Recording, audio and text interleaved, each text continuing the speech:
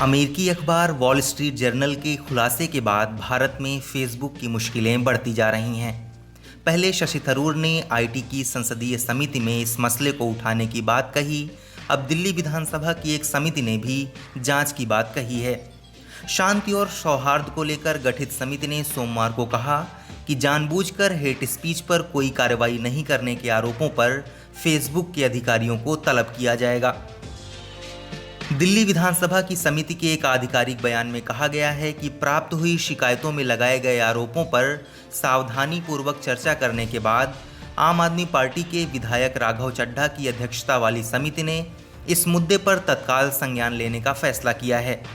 इसमें कहा गया है कि कहीं दिल्ली में हाल ही में हुए दंगों में फेसबुक के अधिकारियों की कोई भूमिका अथवा साठगांठ तो नहीं थी। बयान में कहा गया है कि फेसबुक के संबंधित अधिकारियों और सबसे महत्वपूर्ण अंकी दास को पेशी के लिए आने वाले समय में समन भेजा जाएगा, जिससे समिति की प्रासंगिक कार्यवाहियों में उनकी उपस्थिति सुनिश्चित हो सके और समिति इस हफ्ते अपनी कार्यवाही शुरू करने के लिए बैठक बुलाएगी। अंकी दास भारत, दक्षिण और मध्य एशिया में फेसबुक की लोकनीति निदेशक हैं।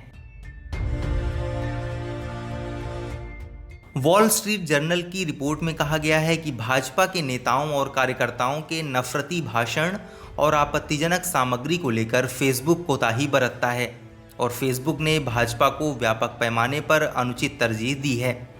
रिपोर्ट में फेसबुक के उच्चाधिकारियों के हवाले से ये भी कहा गया है कि भाजपा कार्यकर्ताओं को दंडित करने से भारत में कंपनी के कारोबार पर असर पड़ेगा। अपने ऊपर लग रहे आरोपों के बाद फेसबुक ने ये सफाई जारी की है।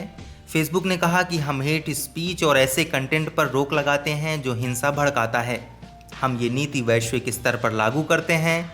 हम किसी की राजनीतिक स्थिति या जिस भी पार्टी से नेता संबंध रख रहा है नहीं देखते हैं।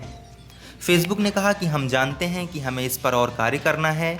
हम निष्पक्षता और सटीकता सुनिश्चित करने के लिए अपनी प्रक्रिया का नियमित ऑडिट करते हैं।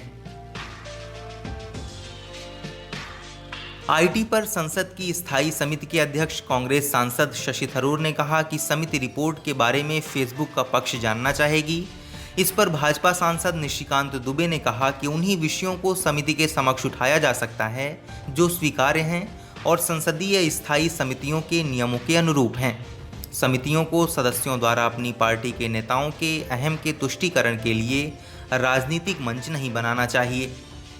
इस वीडियो में फिलहाल इतना ही। आप अपने सवाल और सुझाव हमें कमेंट करके बताइए। बाकी देश और दुनिया की ताज़ा तरीन खबरों की अपडेट्स के लिए हमारे चैनल लोकमत हिंदी को सब्सक्राइब कर लीजिए। अगर आप ये वीडियो फेसबुक पर देख रहे हैं तो हमारे पेज को लाइक और फॉलो कर लीजिए।